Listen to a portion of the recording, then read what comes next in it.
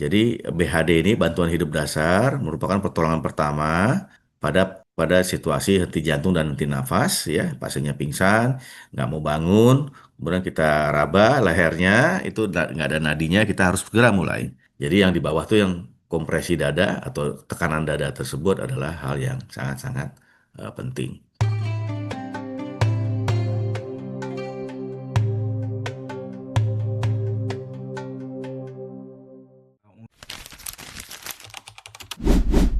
Para hadirin, hadirat ya, senang sekali Alhamdulillah saya mendapat kesempatan dan tugas lagi untuk berbagi sedikit. Eh, ini kesekian kali ya, mudah-mudahan bermanfaat ya. Walaupun Amin. mungkin ini kalau yang sekarang ini agak sedikit lebih dalam, tapi saya menganggap itu penting dan luar biasa penting. Ya, ini yang kita lihat ya, ini maaf agak berisik sedikit ya. Ya ini kita lihat ini pada waktu yang hobi bola ya, ada pemain bola yang kemudian jatuh ya, dan itu dia henti jantung waktu itu. Tapi kemudian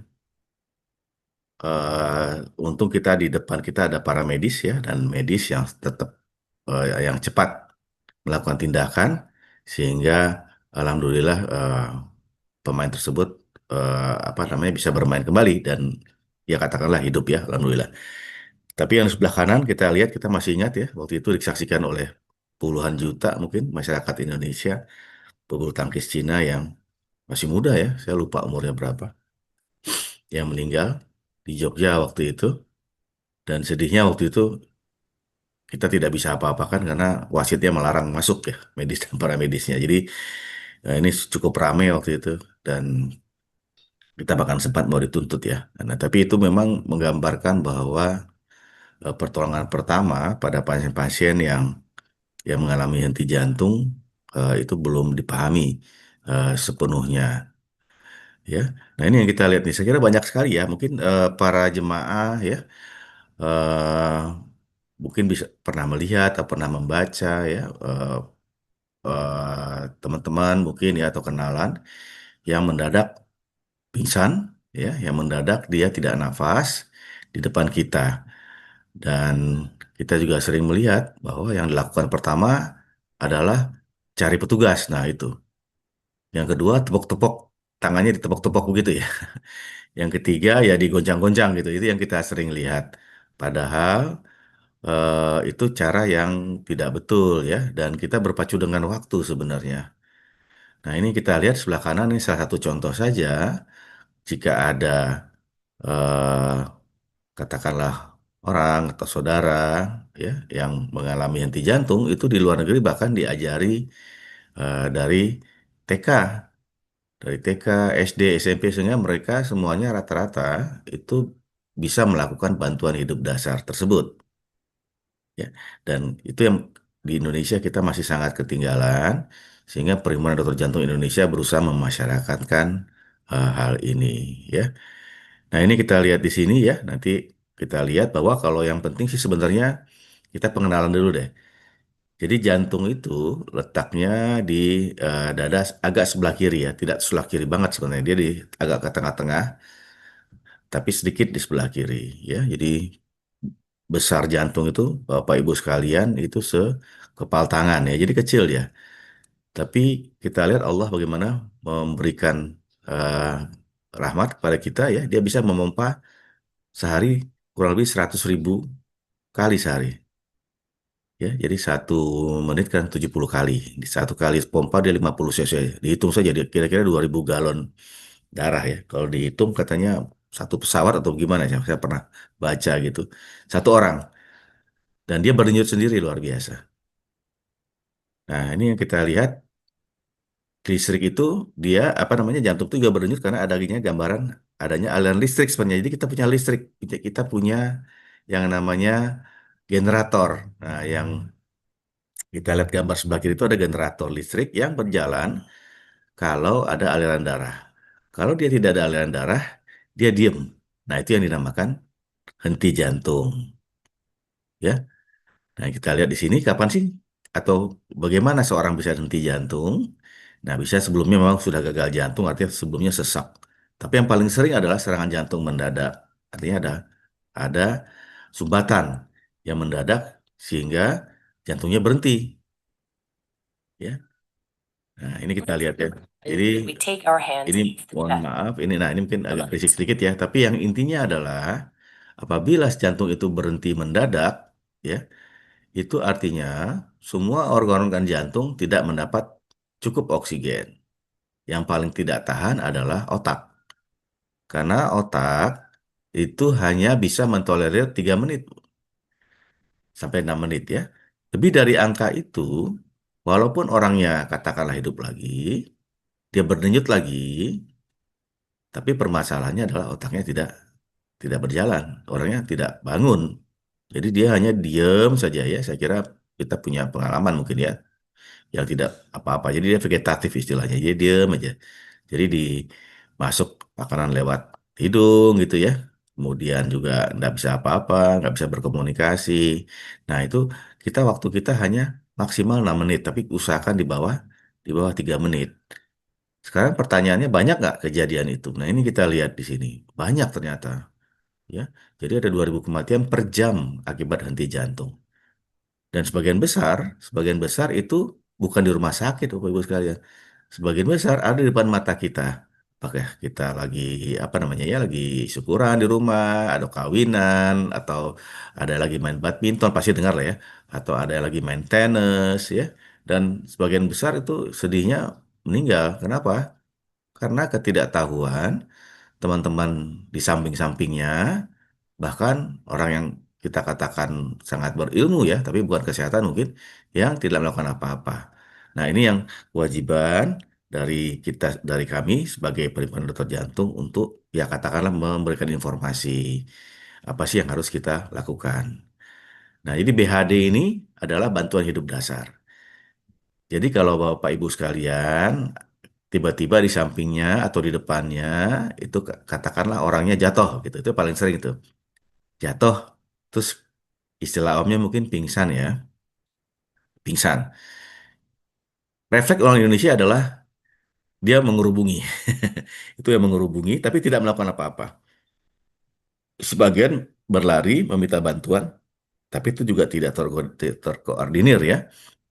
Padahal yang kita lakukan, nah nanti kita akan bicarakan apa yang harus kita lakukan.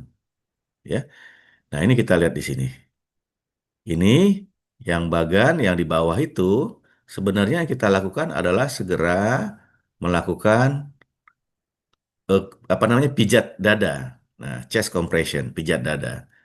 Kalau kita yakin bahwa dia memang tidak berdenyut jantungnya, ya. Siapa yang melakukan? Nah, selama ini kita menunggu perawat, menunggu dokter datang. Tapi pasti begitu medis dan paramedis datang itu sudah jauh Pak, pasti udah ya kalau di Indonesia kita telepon ambulan tahu aja ya. Sejam 2 jam itu belum tentu datang kan gitu kan. Kalaupun ada yang dekat rumah ya pasti lebih 15 menit 20 menit ya. Dan itu kadang-kadang jantung udah nggak balik lagi. Ataupun kalau balik lagi ya saya katakan tadi otaknya sudah tidak berfungsi. Nah jadi kita lihat di bawah chest compression itu dilakukan oleh siapa? Itu penolong awam tuh sebelah kanan itu. Awam tuh siapa? Ya kita semua. Kita semua. Apa yang kita lakukan? Menekan dinding dada. Nanti kita akan eh, lihat bagaimana caranya, ya. Nah, ketika seorang itu dia jatuh di depan mata, ya sekali lagi ini bisa di mana saja kondisinya, ya. Bapak Ibu-ibu bisa menggoyangkan bahu, tanyakan kondisi. Karena kadang kan ya bisa aja pusing namanya orang tua ya. Dia bangun. Kalau bangun sih kita tenang-tenang aja ya. Tenang-tenang dalam artinya kita masih punya waktu lah ya. Yang jadi masalah kalau dia nggak respon.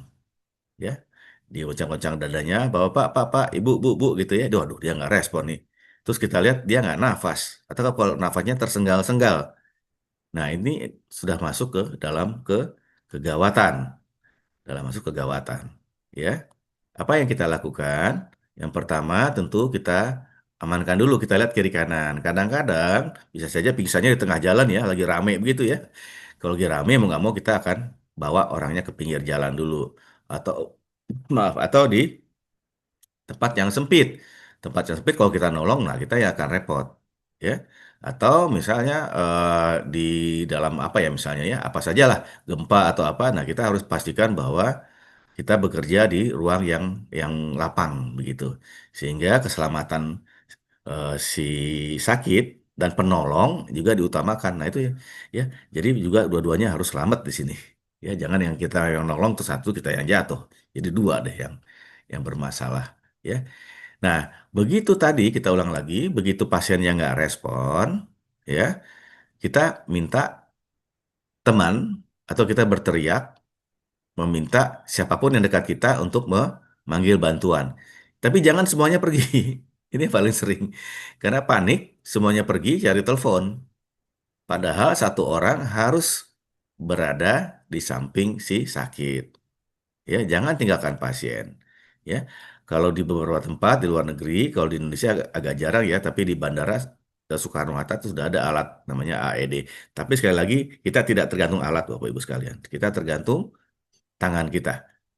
Jadi sekali lagi kalau ada yang pingsan, dia nggak nafas, ya Anda berteriak, teriaknya adalah tolong panggil bantuan orang lain yang disuruh, bukan kita yang juga lari. Oke. Nah, ketika kita yakin ya tidak ada nadi, nah ini maaf slide saya mungkin kurang sedikit. Nadi itu kita lihat dari leher ya. Kita tekan lehernya samping kiri atau samping kanan. Kalau dia tidak ada nadinya, artinya nadinya nggak ada. Nah, itu kita harus menekan dinding dada. Nanti ada videonya cepat ya, 100 sampai 120 kali per menit. Ya. Biasanya begini, satu, tik dua, tik tiga, tik empat begitu. Jadi ada satu, tek dua, pakai tek itu satu, tek dua, tek tiga, tek empat, ya. Kedalamannya 5 sampai 6 cm. Ya, nanti apa itu masuk recoil nanti kita ini kan ya. Minimal interupsi artinya jangan berhenti-berhenti ya Bapak Ibu sekalian. Lah gimana dok, saya kan udah tua dan saya juga sedikit. Nah, itu fungsinya banyak orang tersebut. Kalau sudah capek, ganti yang lain, ganti yang lain, ganti yang lain. Kalau saya lihat di sini, katakanlah kita, ya nauzubillah min dzalik ya, ada 200 orang, ada yang ini kita lagi berkumpul, insya Allah sih nggak ada ya. Tapi ada seperti itu, berarti ada 200 orang yang harus punya kemampuan yang sama. Jadi bergantian, bergantian, sampai petugas datang. Ya, petugas datang, kita serahkan ke petugasnya. Nah, ini kita lihat di sini, begitu ini ya, pasien harus di tempat yang datar, kemudian posisi kita yang sebelah kanan yang tanda betul itu ya, yang hijau kita lihat posisi kita seperti itu. Tapi bukan berarti seluruh tubuh si penolong itu dibebankan ke pasien enggak. Ya, jadi kita memang harus harus menahan sedikit ya. Yang jelas kita berusaha menekan dada 5 sampai 6 cm. Kalau kurang percuma darahnya nggak akan ngalir. Kalau kelebihan hati-hati juga ya, bisa patah. Tapi biasanya sih kita nggak akan sampai patah sih biasanya. Artinya begitu kita tekan, tekan begitu ya Bapak Ibu sekalian sebelah kiri, kemudian kita tarik badan kita ke belakang sehingga dekompresi sehingga apa namanya? Dinding dadanya kembali sempurna lagi. Habis itu turun lagi, tekan lagi. Begitu terus. 120 kali per menit. Satu, tik dua, tik tiga, tik empat. Ya, itu yang bisa kita kita lakukan. As you begin Nah, ini kita lihat di sini. you are creating an Nah, artificial pump and doing jadi kalau kita what lihat di sini, you kalau need. kita terus-terusan melakukan Good, effective ini, compression. nah itu yang You are building kita lakukan adalah system memaksa that darah will move untuk blood around the heart memaksa and up to jantung the untuk brain. terus memompa, It does take sehingga time to get the blood moving kita in lihat di sini, CPR, blood tetap so it is darah very tetap akan important to push hard ke and push fast ke to otak ya, build the pressure ke up, which ginjal, keeps ke blood going tangan to dan the brain. lain-lain. Ya. Pushing down at least Nah, 2 lihat ya, inches kita allows 2 for the inci heart 5 to sampai 6 compete cm, and blood to move ya. out. Dan kita lihat posisi tangan kita seperti itu Bapak Ibu At a rate sekalian. of 100 to 120 Jadi compressions per 100 minute sampai is 120 necessary to compression keep per blood minute ya, pumping. 100 sampai 120 kali See what per happens when we menit. take our hands. Ya, oke. Zaman dulu oh ya kita masih melihat nafasnya, maka sebelah kanan ya kita kasih bantuan nafas. Tapi pada orang awam sekarang dari aturan yang sekarang cukup satu aja, apa itu? Yaitu pijat pijat dinding dada tadi. Itu sudah menyelamatkan pasien. Kalau soal nafas biar kita tunggu ini apa namanya petugasnya, ya karena terlihat kalau kita bantuan nafas ternyata tidak efektif kalau orang awam. Ya, dan malah bisa mencederai, belum lagi risiko infeksi, perpindahan infeksi. Nah, sekarang semuanya orang awam sedang dilatih untuk mampu melakukan pijatan atau kompresi dinding dada seperti yang disebutkan tadi. Ya. Nah, setelah itu setiap 2 menit, ya kembali kita lihat ada nggak dia gerak atau nafas atau batuk, ya.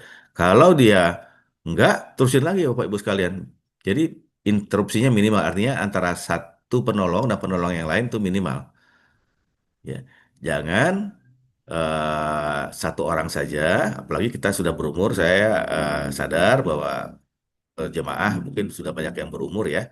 Tapi itu saya kira tidak menghalangi mudah-mudahan ya untuk menolong orang namanya kan ya. Dan semakin banyak orang semakin baik karena kita akan bergantian untuk melakukan kompresi dinding dada tersebut. Oke. Jadi begitu kita sudah mulai capek, kita akan bilang, aduh saya nggak kuat nih, pinggang saya sudah sakit. Ya, walaupun cuma berapa detik, nggak apa-apa. Tapi ada penolong di belakang yang segera menggantikan sampai, nah defibrilator yang di bawah itu artinya sampai petugas datanglah membawa mesin kejut listrik jantung itu ya. Jangan tunggu dia datang, kita sudah harus mulai tindakan karena kita punya waktu di 3 menit seperti saya yang katakan tadi. Oke, nah jadi jangan hentikan bantuan hidup dasar sampai ada indikasi stop. Apa itu? Satu, yang sebelah kiri, kotak paling kiri atas, ya kalau dia udah ventilasinya spontan ya. Artinya kalau udah bangun lah kurang lebih. Atau udah ada yang sebelah kanannya, udah ada petugas yang datang. Nah, kemudian memang ada tanda-tanda kematian. Tapi nanti petugas yang menentukan tanda-tanda kematian tersebut. Nah, yang kiri hijau yang di bawah itu kalau penolong lelah. Ya, ini bagaimanapun kalau memang kita cuman sendiri, kita lah sudah capek, kita sudah ini, sesek pula, ada riwayat jantung. Nah, kalau lelah mau nggak mau kita harus hentikan. Karena kita tidak mau ada dua yang jadi korbannya, ya. Tapi sekali lagi, kalau kita ada 2 atau 3 orang, seharusnya kita bisa bergantian, Bapak Ibu sekalian. Oke, kalau dia sudah bangun, bagaimana apa yang kita lakukan? Kita lihat yang sebelah kiri, ya. Jadi tangan kanan, tangan kirinya, maaf, kita ini kan. Jadi sehingga di pipi tuh ininya, apa namanya, palmnya itu di pipi kiri, kemudian kita balikan si pasien sehingga menghadap ke kanan. Jadi kayak orang tidur yang miring gitu. Ini posisi pemulihan. Orangnya udah mulai sadar, ya. Gunanya adalah supaya jangan ketika dia sadar dia batuk atau dia muntah itu malah bisa masuk ke saluran nafas, malah masalah baru. Jadi kita biarkan pasiennya miring ke kanan dengan posisi yang seperti di atas. Oke ya. Nah ini kalau memang ya tentunya dalam 2 menit 3 menit saya ngomong pasti banyak yang lupa ya. Dan memang ini sesuatu yang di samping diomongkan harus dipraktekkan sebenarnya. Mudah-mudahan nanti Pak Ustadz bisa kalau kita offline nanti, nah nanti kita bisa tunjukkan caranya. Caranya tidaklah sulit ya, tidak sulit tapi harus efisien dan efektif. Banyak sekali di YouTube dan sebelah kanan ya, salah satu contoh beberapa aplikasi yang juga memberikan tata cara sehingga kita bisa melakukan tindakan awal pada orang-orang yang mengalami henti nafas dan henti jantung. Ya. Nah, jadi ini slide saya yang terakhir ya. Mungkin kalau ada yang bertanya nanti silakan. Jadi BHD ini bantuan hidup dasar merupakan pertolongan pertama pada pada situasi henti jantung dan henti nafas ya. Pasiennya pingsan, nggak mau bangun, kemudian kita raba lehernya itu nggak ada nadinya, kita harus segera mulai ya. Jadi yang di bawah tuh yang kompresi dada atau tekanan dada tersebut adalah hal yang sangat-sangat penting. Jadi saya kira ini slide saya yang terakhir, Pak Ustadz ya, karena ini hanya praktis saja, tidak banyak teori, tapi ini sebenarnya harus dikuasai oleh seluruh rakyat Indonesia sih sebenarnya ya. Seperti saya katakan dari TK sampai sampai lansia, kalau di luar negeri mereka tahu tuh. Sayangnya kita di sini agak lambat ya, tapi tidak mengurangi semangat lah. Insya Allah mudah-mudahan kita bisa melakukan terbaik untuk saudara-saudara kita yang mengalami hal demikian.